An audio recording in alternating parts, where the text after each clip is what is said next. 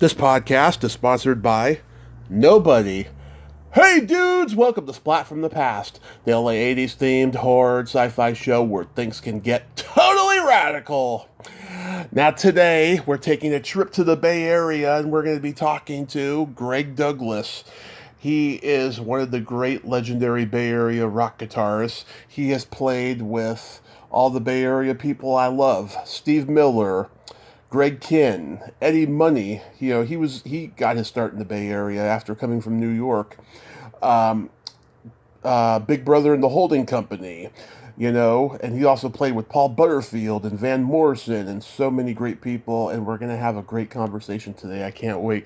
He told me in email he's a big fan of horror and stuff, right? If he wants to go down that rabbit hole, I mean, we will anyways, because we're going to be talking about Greg Kihn's video for Jeopardy, which had zombies in it. It was kind of a homage to Night of the Living Dead, celebrating its 40th anniversary. We will get into it on that end.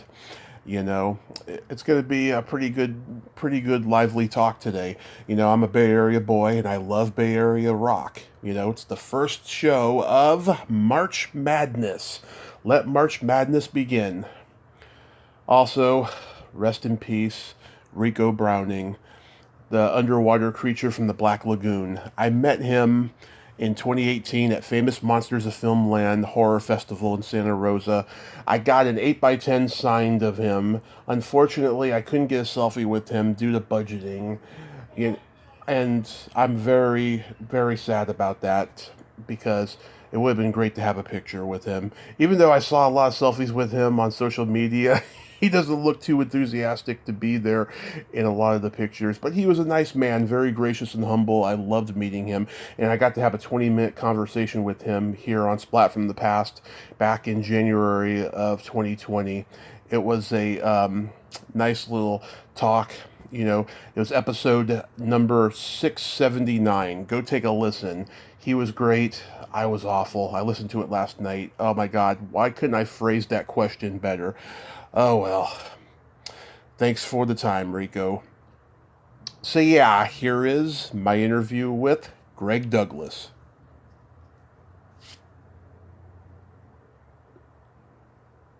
Hello. Hey Greg, welcome to the show. How are you today? I'm doing just fine. And how are you? How's yourself? I am spectacular. This is such a great honor. Thank you for taking the time today. Oh, please, no. As I said in my letter to you, anytime I get the chance to babble on about myself for a few minutes, it makes me happy. Yeah. So, going back in time, what age did you start gravitating toward music? I came from a spectacularly unmusical family. My dad bought a cheap version of a Hammond organ and tried unsuccessfully to take lessons. I actually fooled around with this as a kid, but I was obviously no prodigy. I played a little ukulele, and then my dad noticed when I was around 13 that I was spending a lot of time just drawing in my room or reading comic books. Wasn't good at sports, so I was kind of a loner. And he said, "You know what? You need to broaden your horizons." And my dad, first of all, was a wonderful, wonderful man. Mm-hmm. And his father committed suicide when he was 4, so he tried to fill the void of what he thought a good father should do, and he did a pretty amazing job of it. But he said, "I'll tell you what, I'd like you to play a musical instrument. I'll let you choose the instrument, I'll pay for it, and I'll pay for 6 months worth of lessons." And I said, "Okay." So I started thinking, so what do I want to play? I mean, my first thoughts came around to the school band, and this poor guy that had to carry that little xylophone thing around and wear a funny uniform. And I couldn't think of anything that really rung a bell. And then I heard Dick Dale. Dick Dale and the Deltones doing Miserlou, which is the theme to Pulp Yeah, Could have known. not back then. And I said, huh? I said not back then, but later it became. Yeah. Mm-hmm. That did it, man. Wow. That did it.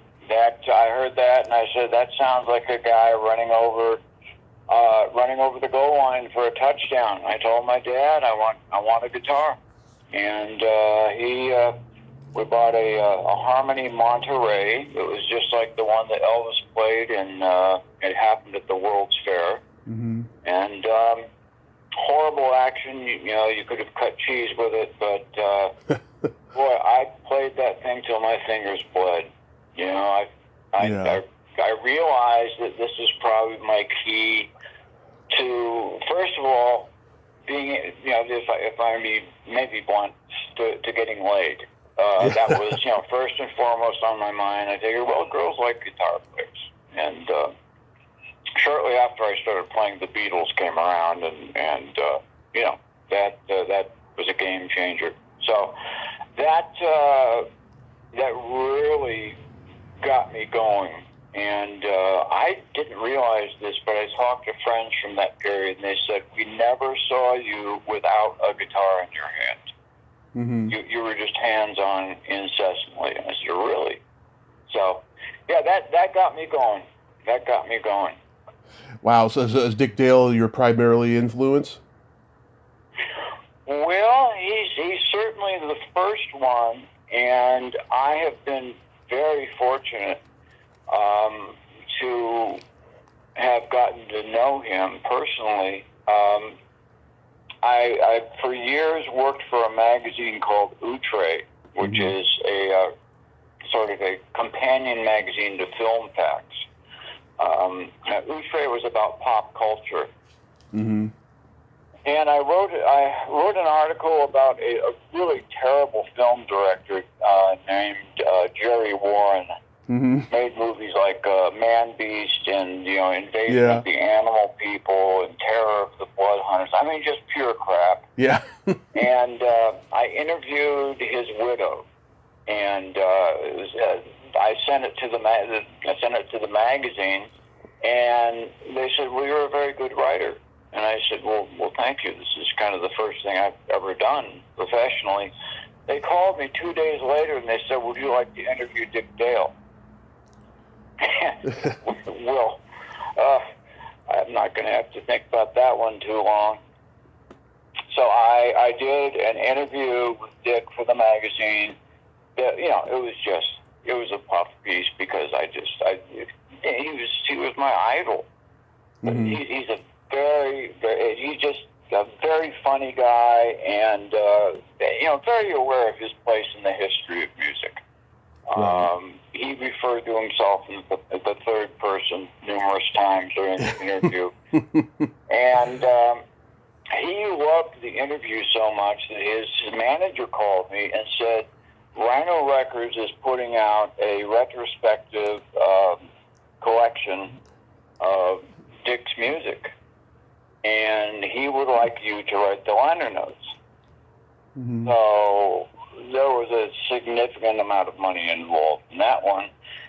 And I talked with Rhino Records, and they said, what else have you done? And I told them about the interview, and they said, okay, you have to do this right, because we've been through 4 writers. And we had to pay them all, and Dick hated all of them. He thought they were terrible liner notes. Yeah. And so I did the liner notes for the thing, and he, most of it came from my interview. He loved it. His manager loved it, and that was it, man. It was such an honor, to Google Dick Dale and see my name with his. Yeah. And I met him several times at the NAMM show. I saw him right before he died. I'd never seen him live, and I saw him right before he died. He was just incredible. I mean, what an honor to have known the guy. Yeah, I came close to seeing him live in the early 2000s somewhere. Unfortunately, I didn't get to, but God, he was just a fantastic player. You know, he had all these different sounds too in the surf rock genre. You know, he could play Spanish music, all of that. Oh yeah. No, he said that he worked with Leo Fender on designing that incredible reverb device. You know, the one that got it had this tank in there that made this dripping sound it defined surf music, and he said that he blew up at least 5 amplifiers. But he played loud, and he co-invented the dual showman, which was they don't sell anymore, and I wish they did. Man, it was a big, fat sounding amplifier, but you know, it weighed about 150 pounds, so it'd be a little tough to carry around at this point. But yeah, so Dick was what got me going, and of course, you know, the Beatles and the Rolling Stones. I mean, I was born at exactly the right time. Yeah, I could not hit. Yeah, you know, how old are you? I'm gonna be 40 in June. Okay, all right. Well, that's so you were a Generation Xer, right? I guess that's it. It's like pre-millennial or right on the cusp of millennial. Okay, all right. There's so many labels, aren't there? Yeah, there are a lot of labels. You're right. Do you remember your first album or first concert? I remember my first single. It was Willie and the Hand Jive by Johnny Otis. Right. And I just loved the way the record sounded. My first album, it was my first album that I bought with my own money was themes from horror movies. Oh, nice. Which ones? I think it was all Universal stuff. It was, you know, the theme to kind of horror of Dracula, the creature from the Black Lagoon. It was a really good album. I think I could probably find a CD of it, but I'm a massive horror fan. I remember you telling me an email. Yeah, we just lost Rico Browning, who was the underwater creature from the Black Lagoon. I met him and I interviewed him. He was a great guy. Wow. I'm impressed, man. Rico Browning was. First of all, I'm impressed that you know who he is. I've met Julie Adams before she died. Yeah. This is wow. I mean, great. This is a geek fest today.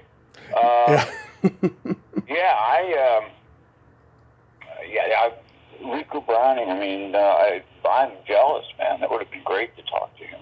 Yeah, I mean, I went back and listened to it last night, and you know, it's been 3 years since I did that interview, and I was like, God, I should have asked that question a little bit better. I should have engaged more at that time. You know, I'm like my own worst critic, but I'm glad I got to talk to him at least. Yeah, I mean, what an honor. You know, it's yeah. Yeah, it's interesting. I do the same thing, by the way. I listen to CDs I've done and say, God, I wish I would have used a little different tone and been a little less aggressive in my playing there. And, you know, it's never ending. I think people who are good at what they do naturally gravitate towards doing that. So that means you're good at what you do. So yeah, it's I'm sitting here in my office, which is there's about $20,000 worth of horror movie posters on the wall. I love walking in this room and looking at it. I got a lot of horror posters, signed from people I've met over the years and stuff, and I need to get a collection of like the old time creature feature ones. I got more of like 70s, 80s ones, Well, nothing wrong with those. Actually, Yeah. 70s horror movies, 70s and 80s horror movies are kind of the new thing on the market. Right. So like The Thing, you know, the John Carpenter version goes for That's a great movie. About $600-700 now. Yeah, that movie, it took me a while to really warm up to it. I thought it was kind of wordy and kind of boring, but I look back now, it's actually a pretty good movie, and I can see, you know, the influence that Tarantino had for Reservoir Dogs from it. Oh, big time, yeah. I was fortunate enough to see it in a real, you know, a real crap hole of a theater in Toronto, Canada. Mm-hmm. And it was just the perfect audience. You know, it was a racially mixed audience. A lot of people talking to the screen. Don't go in that door. Do not go in that door. And then, of course, the person would go in the door, and you know, Yeah. tentacled, hideous thing would turn him into another tentacled, hideous thing. Mm-hmm. Did you hang out in the hate during the Summer of Love? I kind of, yeah. I was not. I didn't buy into the whole hippie ethos. I grew my hair because it was the cool thing to do, you know. And I started off. I had kind of a Beatle haircut when I was in high school, but I looked at my high school graduation picture, and it brought back a memory. They actually, at the principal's insistence, they had to cut out the part of my hair that hung below my ears. They had to actually go and retouch that so it didn't show. So that's where things were at back then. But you went to like the Fillmore and Winterland and saw all the guys that you would eventually work with. Yes, indeed, I did. I saw the first show I went to at the Fillmore was the Yardbirds. Nice. And it was the Yardbirds with Jimmy Page and Jeff Beck. Oh, man. So I caught them during that 30-day window when they were together. And at that point, I was playing a lot of shows with a band called Country Weather. And we played, I don't think we ever played the old Fillmore, but we played at the Carousel, which was known as the Fillmore West. We played Winterland, we played the Avalon Ballroom, we played all those places. God, we opened up for just an amazing amount of people. I opened up for Splat and Scruggs, the guys who did the Beverly Hillbillies theme. That was quite a circus. Yeah. I opened for Jeff Beck, who is my I think he was the greatest guitar player on the planet. Yeah. You know, his playing never ceases to amaze me. And I saw him, and he was so loud, and he was so good. Jimmy Page was playing rhythm. He was so outclassed. And I said, wow, I got to rethink my life. It happened that day. I was at UC Berkeley. I was in my second year studying to be a psychologist. And I couldn't do both. I could not be a musician, and I could not, because my workload was too hard. I was doing well at school, but I wasn't getting any sleep. So I told my dad that I was going to drop out of college and go to a junior college and study music. And he was very disappointed, but he said, you have to follow your own star. So I took 3 years of music theory, and that has served me very well. But yes, I went to the Fillmore a lot. I saw all the great bands. I saw Jeff Beck. I opened up for Jeff Beck. I saw 10 years after. Mm-hmm. I opened up for Alvin Lee. Mm-hmm. You know, we actually stood in for Flying the Family Stone because they couldn't do a show there. Mm-hmm. But it was an amazing opportunity to be a part of a major musical shift. Mm-hmm.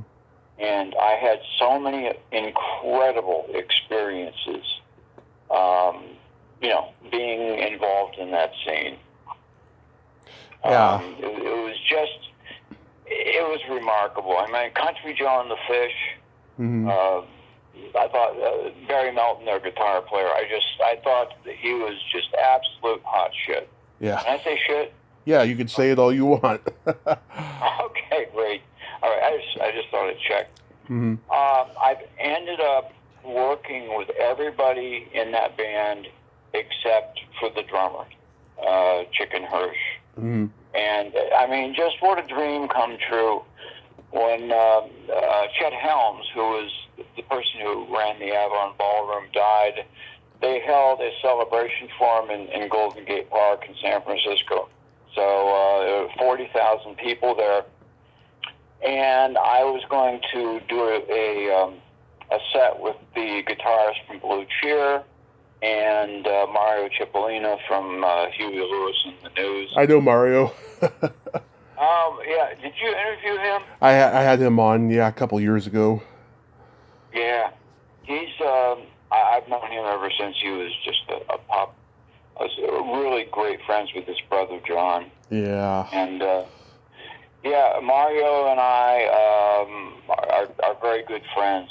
And we've shared some, we've shared some of the same demons, shall we say. Yeah. So it's been, it's been tough on you. It has been. He's really a great person, and he's just an off the hook bass player. Yeah. Really good bass player. Go ahead, please. So when you were in Country Weather, that's how you came into contact with Van Morrison and played with him a couple times? Yeah, it was actually what got me out of Country Weather was, first of all, the band was beginning to lose steam. We didn't get a record deal. We were really becoming stale. We weren't getting the gigs that we were getting previously. And I did a recording session with a guy named Terry Dolan, mm-hmm. who, and the session was produced by Nicky Hopkins. You know who Nicky Hopkins is, the legend. With the Rolling Stones. Yeah, he played with everybody. Mm-hmm. So he produced the demo, and I walked out of that session thinking, this is the level of musicians that I want to play with. I mean, Country Weather did that particular session, but I quit the band right after that because I just realized that, I played with Nicky Hopkins. I held my own. I did really well, and I told the band I'm out. And pretty much everybody else agreed that it was time. Mm-hmm. So I started my own power trio called Mistress, and got to know a lot of people with that band. It was like a little power trio. Mm-hmm. The band Pablo Cruz, I was very good friends with them. It was during that period that I got a call from, actually it was Mario's band, Soundhole. And Van Morrison had seen them at a local club and asked them to be his backup band. So I got a call from somebody in the band saying, you know what, our guitar player is not hacking it, so mm-hmm. Can you do the Van Morrison gig? And I said, sure, of course. I got play with Van, you bet. So I started off my relationship with Van by being an hour late for a rehearsal, which wasn't very smart at the time. Wouldn't be smart today. Mm-hmm. I went out on tour. I don't think I'd ever been on an airplane. Mm-hmm. And we flew to, I think it was Cincinnati. I was rooming with Bill Gibson, the drummer from the band, who is also the drummer for Huey Lewis. And the phone rang, and Bill said, "It's for you." And I picked up the phone, and it was Van. And my first thought was, "Oh shit, I'm going to be fired already. I haven't even played a gig." He asked me to go to dinner. And I said, "Sure, that'd be great." And, I'd heard all kinds of things. I was warned by everybody that Van was moody and he was he just, verbally kicked the shit out of me. And we had such a great meal. And it was just, the guy was hilarious. He was so much fun to be with. After we got done with the meal, we went up, started watching TV. There was an episode of The Untouchables on, and we turned off the sound. Yeah. And we made up our own plot. So that's how I got to know Van. And go ahead. Please. I was going to ask, was Ronnie Montrose around during this time? He had been with Van prior to me being in there. Okay. And Van thought that he was a gifted guitar player, but he just wasn't right. Mm-hmm. As a matter of fact, Van had a story where he says, I can't really do the North Irish accent, but he's a guitar player. Ronnie, he wore those tight pants, man, and he, one night he turned around and he's making one of the funny guitar faces things, and he split the pants, and everybody could see his butt cheeks. Yeah. Van thought it was great. So I actually worked with Ronnie on a couple of sessions, and nice person. Yeah. Jesus. That first Montrose album, what a masterpiece that album is. Yep. Yeah, absolutely incredible. Sammy Hagar. Rock Candy, Bad Motor Scooter, Make It Last. Yeah, should have been a hit single off that album. Yeah, it's credited as version of Connection. Oh yeah, that was on Paper Money. They're considered to be like the first American heavy metal band. I kind of agree but disagree. I think Mountain was like, the early, American heavy metal band. Well, don't forget we also had Blue Cheer. Oh yeah, Blue Cheer, of course, with Summertime Blues. Yeah. Yeah, Lee Stevens is a good friend of mine. Mm-hmm. And very, very different guitarist than he was back in the day. And just very talented guy. He's making his living as a graphic artist now. Nice. So how do you come to join the Steve Miller Band? Well, you remember Terry Dolan? Yes. He was a singer-songwriter, and we formed a band called Terry and the Pirates. That was me, and John Cipollina, and a bass player named Dave Hayes, and a drummer, Jeff Myers. Mm-hmm. And we started rehearsing some of Terry's songs, and John and I had so much fun playing each other. Somebody said, watching you guys light each other's asses on fire is so much fun. And he and I would just, had this friendly rivalry going. And I love the guy, and I miss him so much. He was just an extraordinary person. But the band became kind of a haven for people who were, quote, between jobs, unquote. Mm-hmm. In other words, they wanted to play music somehow, somewhere, but they didn't have any gigs. So there was always a place in Terry and the Pirates for somebody.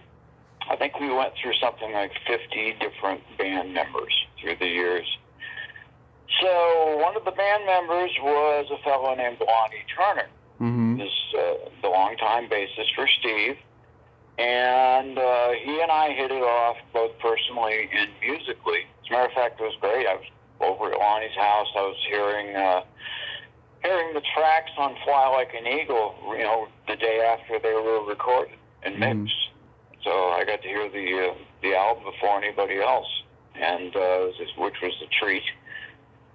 So at a particularly stoned rehearsal, I started playing a guitar riff that I'd had sitting around for several years. I was never able to find a proper home for it. I knew it was a great riff, but nobody came up with good words for it. I tried. Mistress, one of the guys came up with some words that were just kind of depressing about some hitchhiking kid being killed. I said, yeah, that's going to cheer the world up. And then I tried to co-write something with Jorma Kaukonen when I was in Hot Tuna for a very brief time. Mm-hmm. That didn't work. Well, Lonnie had these words that sounded like Dr. Seuss on LSD. And he had written it and showed it to Dave Mason, whom he was working for, and, Dave just, I guess, kind of looked at him like he was going to call the men in the white coats to take him away. Yeah. The words fit perfectly with my guitar stuff. And we came up with a bridge, which is that thing in the middle that I pretty much stole from Keith Richards. And this is where the story gets interesting. Mm-hmm. This is the way Steve tells it on stage. I like his version. Okay. We were down to actually, this part is true. We were down to he was down to the last day of recording Book of Dreams. Right. And he said, I wish I had a rocker to put on this album. Mm-hmm. So, fucking Lonnie had been sitting on this tape for a year and hadn't given it to Steve. And he played it for Steve, and Steve said, Lonnie, why didn't you take this out of your pocket before? He said, who is the guitar player? He said, that the opening took the top of my head off. And he said, well, his name is Greg Douglas, and blah, blah, blah, blah, blah. And next thing I know, I'm sitting at home watching some soap opera or something. I get a phone call and said, look, this is Steve Miller. And I almost hung up. Mm-hmm. And then I remembered the tape. I thought it was a prank call. I was going to say, could you put Paul McCartney on after I speak to you? Yeah. But he said, look, I just heard your song, Jungle Love, you wrote with Lonnie.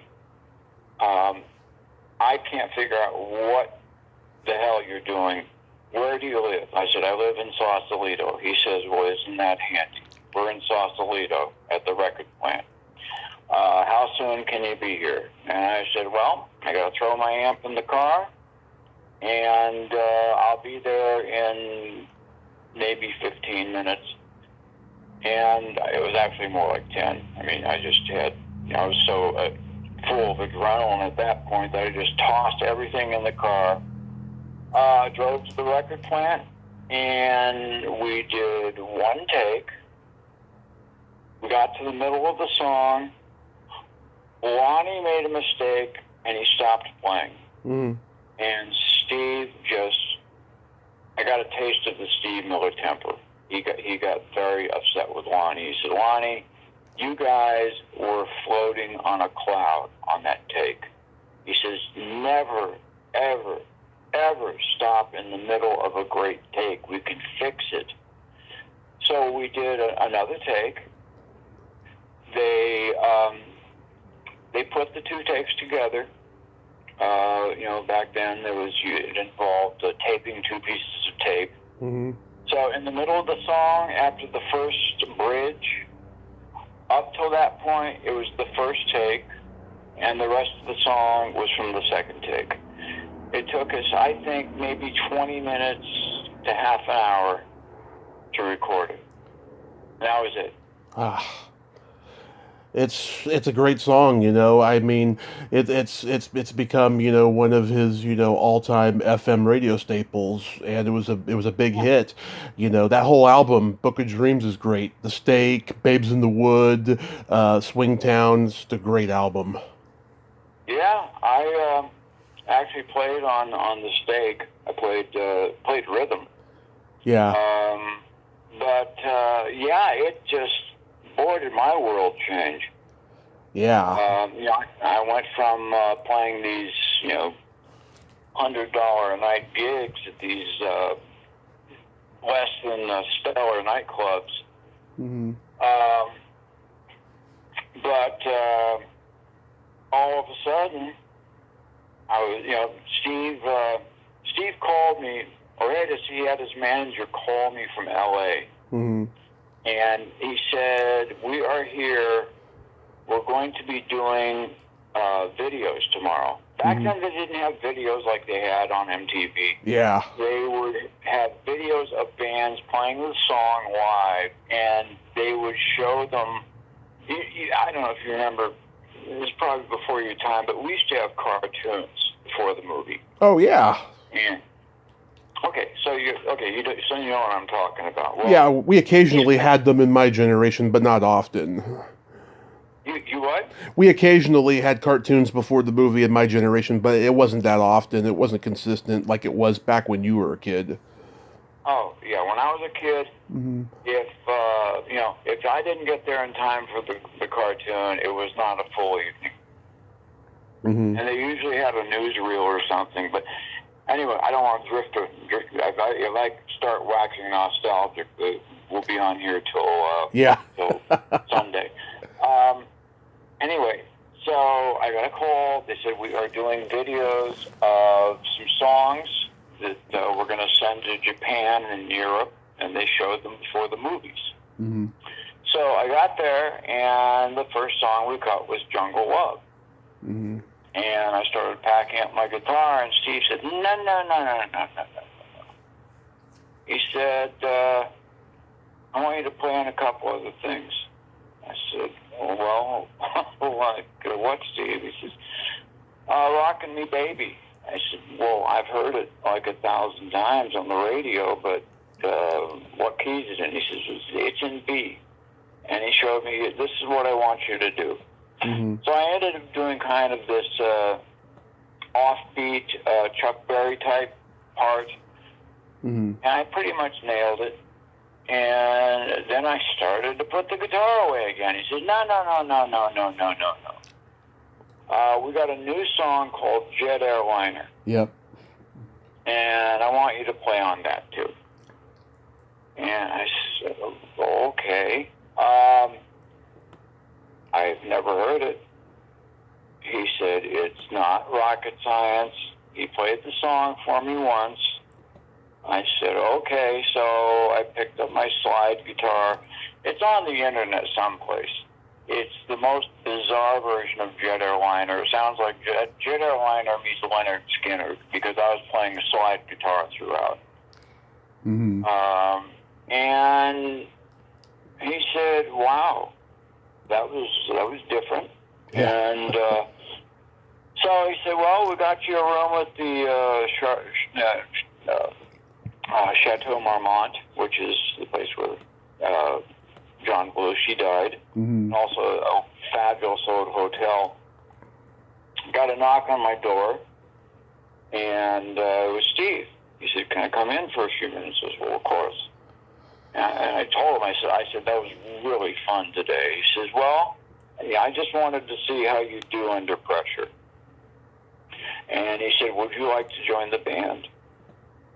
And, once again, it took me about, it was like, do you want to interview Dick Dale? would you like to join the Steve Miller Band the day that Rockin' Me Baby went number one? It was like, duh. So, yeah. The next 3 years were just complete insanity. Yeah. A lot of touring. I got a lot of work. When I wasn't touring with Steve, all of a sudden I was the guitarist from the Steve Miller Band, so it was like, you got that on your resume, people start calling you. You know, oh, you play with Steve, you wrote a hit or co-wrote a hit single. Okay, I want you to be on my album. So, in 1978, which is about a year after I joined the band, I was starting to use drugs and alcohol on a pretty steady basis. So I was really hammered drunk one night, and I think I'd taken a Quaalude or some other stupid pill. And my wife and I were having an argument, and I said, "You can't talk to me that way," and I put my fist through a window, and that was fine, but I brought my hand back out, and in doing so, almost cut my right hand off. Wow. Yeah, so my wife said, "Greg, we have to go to the hospital right now." And I said, "No, we're not going to the hospital." Waving my hands around, blood spattering all over the walls. And just being a drunk, complete drunk shithead, loud, confident, and wrong. And went to the hospital, and the poor triage guy looked at me, and I was obviously drunk. I said, "I shouldn't be here. I don't know what to do." He said, "Hey, hotshot, make a fist." And I said, "Oh shit." I couldn't make a fist because I had severed all the tendons in my right arm but one. And I said, "Oh, you've never seen anybody sober up more quickly." Yeah. And he said, "Well, good luck to you, hotshot. I hope your job doesn't involve anything having to do with your hand." So, God looks out for musicians and fools. I agree. And the best microsurgeon in the world, Dr. Roland Manami, was there. He fixed your hand. He fixed it. He said there's a 50-50 chance that you'll be able to play again. He said, I'm not going to lie to you. He said, you did a lot of damage, but if you're careful, you might be able to work again. And I heard that, and, of course, the stubborn Scotsman in me said, okay, I'm not going to take that. I'm not going to believe it. I'm not going to choose to believe that. 2 months later, I was back in the studio. And I had invented a pick where I took a thumb pick, I'd cut it off, and then I'd glue it to a flat pick because I had no feeling in my right hand. It was like, I had a rubber glove on. And, I just listened to the first song I played after the accident yesterday, and it was remarkable. That is remarkable. Wow. So we got to talk about Greg Kihn. It's the 40th anniversary of that classic zombie video in Jeopardy. Oh, yeah. Have you ever spoken with Greg? No, but I've been a fan my whole life, though. I used to listen to the radio show that he had with my dad before going to school in the morning and stuff. I mean, I love a lot of his music. It's hard to define his music, It's like power pop with like homages to like 60s pop and garage rock, and sometimes he can get funky or and stuff like Jeopardy. It's a really unique sound he had. And I don't get it. Yeah.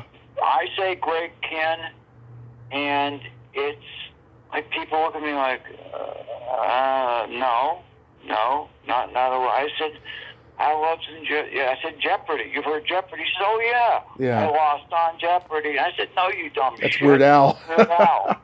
Yeah. So yeah, Greg is really underappreciated. The guy is a genius on so many levels. Yeah. I'm a little worried right now. I've been trying to get a hold of him, and he's not calling back. And there's no reason for him to ghost me at this point. Any issues we had between us have long ago been settled. Good. But he was that's happened with a lot of people. I was not an easy person to be around for many years because of my drug intake. But that video, I can imagine it was really fun to make. Oh yeah, well it was, but it was enormously boring. I never knew how dull filming something was. It's just hours of hurry up and wait. As I recall, we played hooky in the middle of the video and went over. I had a friend who was a cocaine salesman, and we went over and sampled his wares and took a little back to the shoot with us so we could stay awake. So it was those days, you know. Incessant drug using. It was like Night of the Living Dead homage, you know, and of course that monster came up from the ground, you know, that really cheesy looking monster, and you know he liked doing those kind of videos, you know, like he had the Wizard of Oz theme for the Reunited video, and then he had King Kong in the Lucky video. Yeah. Greg was at least as much a fan of horror as I am. Have you read Horror Movie, his book? No, I know the album Horror Show. It was Horror Show was the name of the book. Okay. It's great. The guy's a great author. I mean, he's unbelievably good. So I remember we were in the middle of nowhere. And we stopped at Fergus Falls, Minnesota. We stopped there, and it was a small, dying town. And all these old stores that had been there since the turn of the 20th century, back in the 1900s.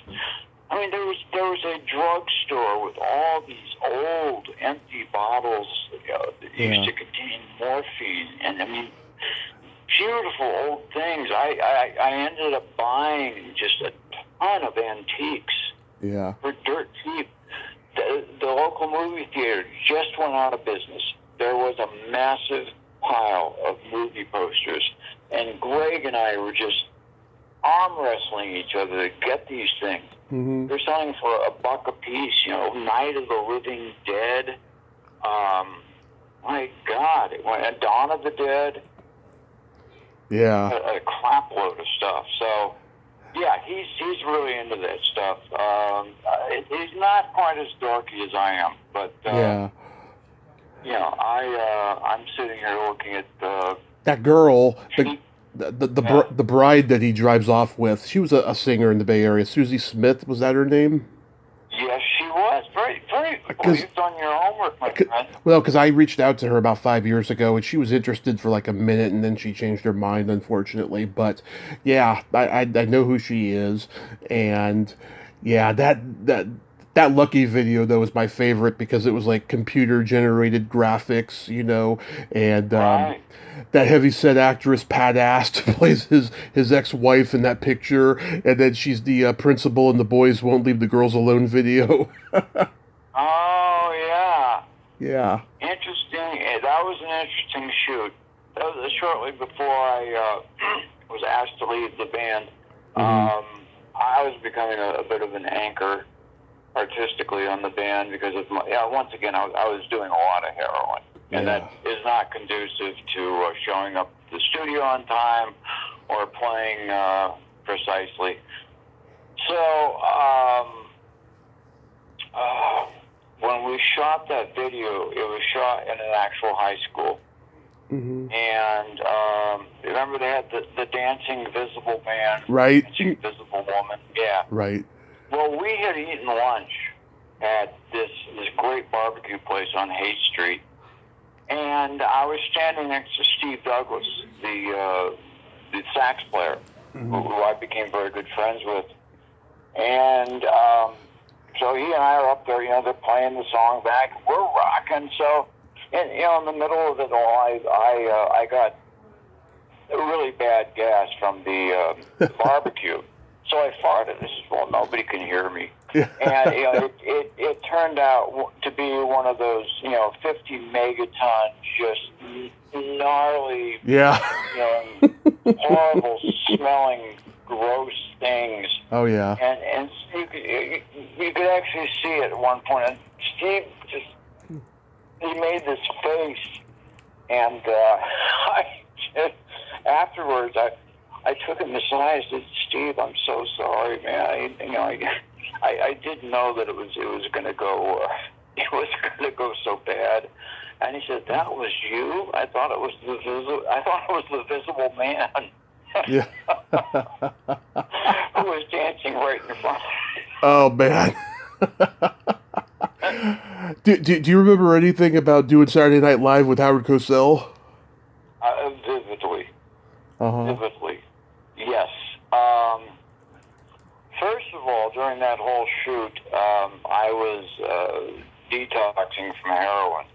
Mm-hmm.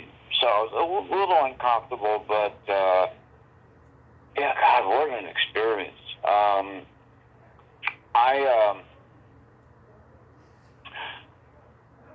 First of all, the way they film the show is they do a run-through for a studio audience beforehand, and the run-through went for 2.5 hours. Mm-hmm. They cut out the bits that didn't work. Yeah. And they left in the bits that did. And it was just amazing watching the process. And those guys work hard. Oh yeah. Nobody was terribly friendly except for Howard Cosell and Jim Belushi. Oh. Jim Belushi sat down with me at lunch, and he shook my hand and said, you know what? You guys sound great. You sound really good. How long have you been with this band? Blah, blah, blah. It was nice enough to converse. Everybody else, everybody else was probably processing their lines, quite frankly. Yeah. But Howard Cosell walked up to our dressing room, knocked on the door, and he said, "Are you comedians?" Yeah. And he said, "No, we're musicians." He said, "Thank Christ." He said, "Honey, come here." He brought his wife in, and he said, "I'm so tired of feeling like I should be laughing at stuff that isn't funny." And I said, "Well, come on in, Howard." And I was wearing this kind of yellow and green shirt, and he said, "What's with the shirt? Would you like to come mow my lawn after the show's over?" And I said, "Oh boy, this is going to be fun." And he proceeded to sing. He said, "Name a college, I will sing their fight song." And we tried to hit him with every obscure fucking bastion of higher learning in the U.S. I hit him with Slippery Rock. Mm-hmm. Slippery Rock College, which was a running joke. He knew the fight song for their football team. So he had an eidetic memory. Wow. He remembered everything. That's amazing. Yeah, that was incidentally the finale because there was a writer's strike. I found out John Candy and Eugene Levy were scheduled the next week, and then Joe Piscopo was going to follow the following week, and then David Letterman was going to be the finale, but it never happened because there was a writer's strike. Yeah, you got to be on the incidental finale. Yeah, you know what? And they had a big party afterwards. Right. And I ended up sharing a cab with Billy Crystal. Mm-hmm. because we were both going back in the same direction, and we were both kind of in the same general condition, which was, pretty hammered. And it was quite a party. We had fun. My favorite song on Citizen Kihn is "Go Back to the One You Love. She's at home waiting for you." That keyboard kind of reminds me of Cyndi Lauper's "She Bop" a little bit. Yeah. That's our boy. I listened to a couple songs from your solo album, Flight of the Golden Dragon. I love that cover you did, the Wild Horses. That was fantastic. Thank you. That was at the suggestion of our singer. I said, Mike, we need. I said, yeah, I've been kind of running the whole show. What do you want to do? So I want to do Wild Horses. It's done. Mm-hmm. And I'm probably prouder of that than anything I've ever done. Yeah. You should do more solo albums. Excuse me? You should do more solo albums, because that was pretty good. Yeah, I'm going to. I fully intend to. I did so much prep work, and we went in and just knocked that puppy out.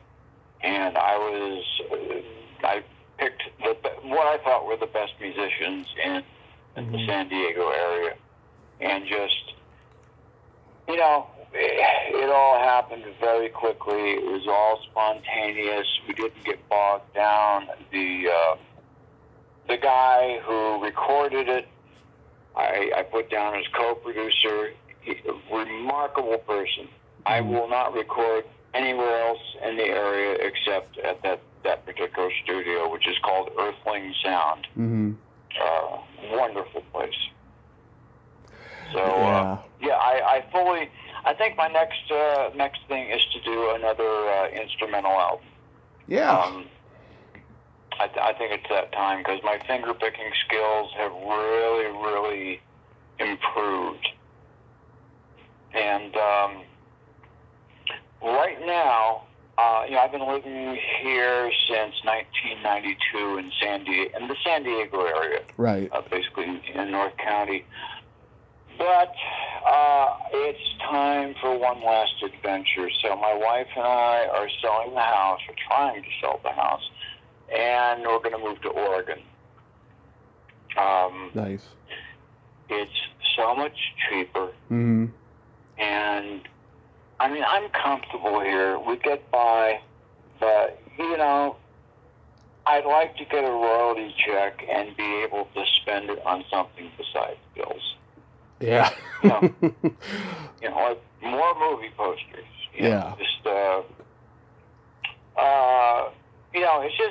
I'm 73, and frankly, that's not old anymore. But I've probably got another 10, 15 years to go, and I'd like to do something different. Yeah. Well, have you been doing any live shows lately? Well, I've got 2 shows. The thing is, I'm kind of in a state of transition right now. Mm-hmm. I don't want to book too many shows just in case the house sells.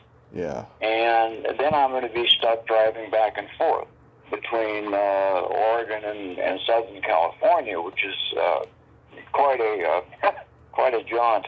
Mm-hmm. So, as it is right now, I've got a show booked on April 7th at this absolutely stunning theater in La Jolla, California. It's called the Athenaeum. Mm-hmm. And I did a finger-style show there with this guy named Fred Benedetti, who studied under Andres Segovia when he was 13 years old. So we're talking about a pretty high skill level. And I told the promoter, I said, I will not go on after Fred Benedetti. I just won't do it. He had me down as the headliner. I said, no. So Fred headlines or I don't do the show. So as I was playing, I looked up after the first song, and there was Fred sitting 10 feet away with this big shit-eating grin on his face. And it turns out he said the same thing to the guy. He says, "I don't want to go on after that guy." Because I'm not as skilled as he is, but I play with a pretty high energy level. So I got that. And on June 18th, I will be celebrating what would have been George Harrison's 80th birthday. And we're doing a show celebrating various portions of his life, and I've been given the role of Eric Clapton. So. Nice. Yeah. Nice. Yeah. Greg, we've barely scratched the surface. I'm going to have you come back, and I thank you so much for coming on today, and I hope your move goes smoothly. You know, my dad lives up in Marysville, so it's a nice area. Wow. Well, yeah, I know. I'm well aware of it. Now, I saw, did you call from Reading? Yeah, I've been up here 6 years. Going to move soon, hopefully back to the Bay Area or Chico or Sac or somewhere. Yeah, it's not a good place to live. Yeah, and, well, you know, when I worked with a psychiatrist who worked in Reading, and his specialty was deprogramming people from satanic worship groups. Yeah. and apparently Reading is a hotbed of that. So yeah. Don't piss anybody off, okay? Oh, I won't. They pissed me off, so that's worse than them. Yeah. Greg. Well, hey, man, this has been so much fun and such a great interview. I hope you take me up on that offer to do it again. I would love to. Thank you so much. Have a great day and be safe out there. All right. And get in touch through email. Let me know how I can listen to your podcast. I sure will. Okay. All right, my friend. Okay, have a good day. You too. Bye-bye. Bye. Well, there you have it. Greg Douglas. Ain't he a cool dude? What a funny guy. And great stories there. He's a legend of Bay Area rock, and it was an honor to talk to him. I have to have him come back because we just barely scratched the surface, like I said. Well, until next time, this is Tommy Throwback Kovac saying there's no shame in living in the past because the present sucks. Later, dudes.